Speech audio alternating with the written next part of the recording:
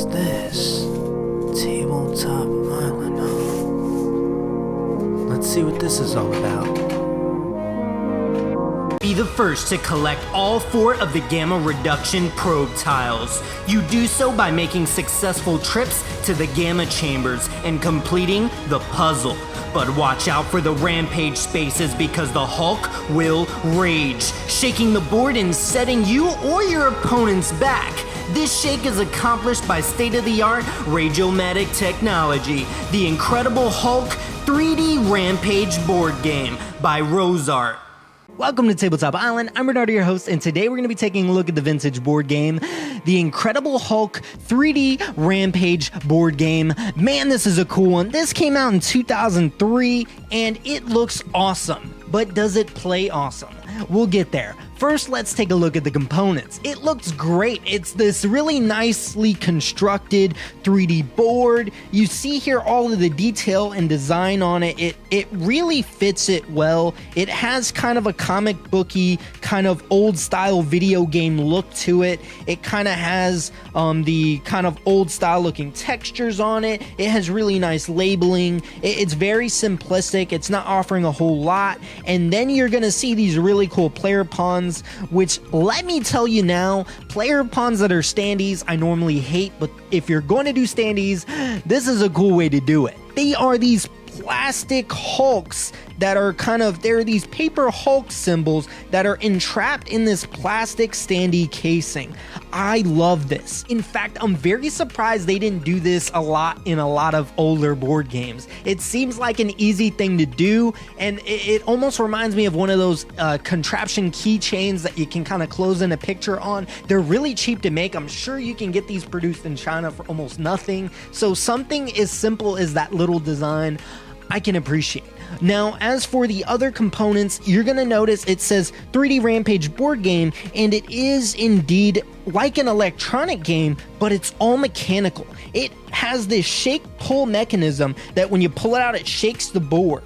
Now, the crazy thing about how it shakes is it's not battery powered. It's this really neat kind of mechanism here that, again, when you pull the string, I guess it has kind of these gears that just rattle, and this whole thing motor like shakes. That is so cool. I've yet to see something like this that isn't battery powered. I'm impressed. And as for the other components, you have these really nice puzzle pieces, which we'll get to in a moment.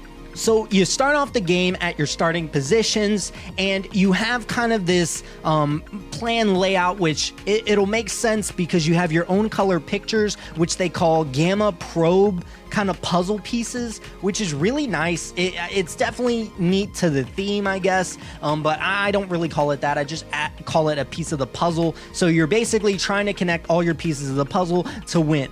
Now, how you move, you end up starting at your own starting location, moving across the bridge and going through to the board. How you move is a spinner. Not my favorite thing. I do enjoy spinners in some games, but there's some times where it's a little frustrating, especially when you start to notice that the spinner kind of has its own weight towards a certain location or a certain spot, which is really annoying. And in this case, the little Hulk symbol you'll see here makes it so you have to pull the little tab, shake it, and it kind of shakes the board. What ends up happening is when it actually shakes the board, your pieces slide around. Wherever they end up landing is where you end up leaving your piece. Now, that sounds cool and awesome, which at first it is. But once it keeps happening, it's just really annoying. In fact, you're kind of on one side of the map and it kind of drags you across to the other side, and you have to work your way to another position on the map in order to get back to that spot. It can be really annoying and can really elongate the game, especially when there's already tiles on the board itself that can do that. And God forbid that vibration slides you onto another Rampage tile or a spot on the board, you do it again, and that is super annoying.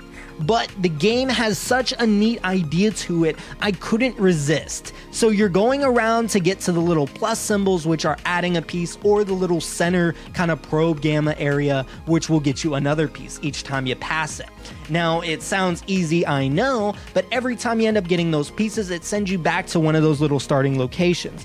And you're trying not to have the Hulk go rampage and kind of shift over the board too much, because there's also tiles on the board that can actually lose you a piece, which is even more annoying.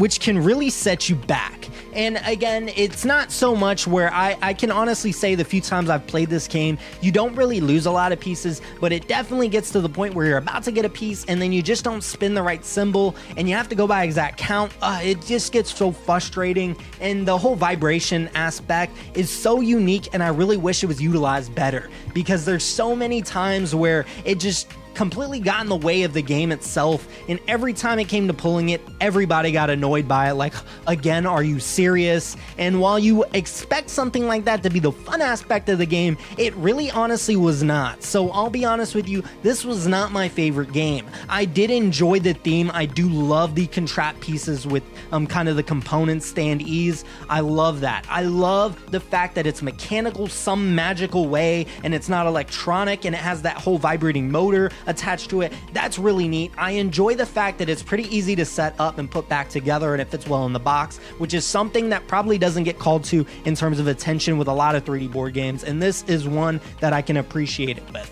The game itself just doesn't offer me a lot. In fact, it felt like it's overstayed its welcome, and there was a lot of back and forth for no reason, and I didn't feel like we were really getting anywhere. I didn't feel like there was a lot of interaction points and kind of where you needed to be on the board and how limited they were in comparison to kind of what you could spin on the board. It didn't seem very balanced in that sense. Obviously, it's an older game, so I don't fault it too much for that, but this is not the kind of game I see myself playing. Again, if at all, unless someone really recommended it and they love The Incredible Hulk. If you do love The Incredible Hulk, you may actually enjoy this game. Just be mindful of the things that I stated in terms of it kind of overstaying its welcome. But maybe some of you guys had a different experience with it. If you have, please leave a comment. I would love to hear your thoughts. If you created any awesome house rules, I would love to hear them. I haven't really sat down to think about it. I feel like I really had a lot more trauma from the game to where I normally do try to think of a house rule, but this one frustrated me a little too much to where I'll take a break from this one, but I do plan on revisiting it like I do a lot of my games, yearly, obviously. But again, that's honestly all I have for you guys today. If you are interested in notifications, there is a bell up there somewhere. Please like, comment, and subscribe. I do appreciate any feedback. I'm trying to make these videos more and more outrageous, and with your guys' help, I have been doing so. Monday, regular board game reviews. Wednesday, weekly update/talks. And then on Friday is my vintage board game reviews. That is all I have for you guys today. I'll see you guys next time.